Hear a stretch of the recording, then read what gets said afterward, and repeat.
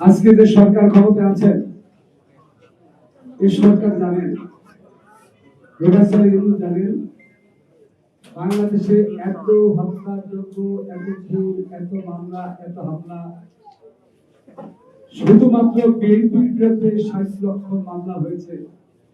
সমস্ত কিছুর মূলেই ছিল একটিমাত্র নির্বাচন, ছিল তত্ত্বাবধায়ক সরকার। ঠিক। এবং যে নির্বাচনকে কেন্দ্র করে আজকে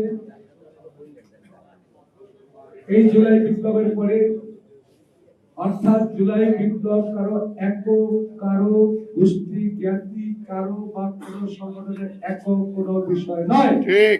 এ কারণে নয় যে 16টি বছর আন্দোলন সংগ্রাম করেছিলেন, আমরা জানতাম যে কোন একদিন এই স্বৈরাচারী শেখ হাসিনা পালিয়ে যেতে বাধ্য হবে।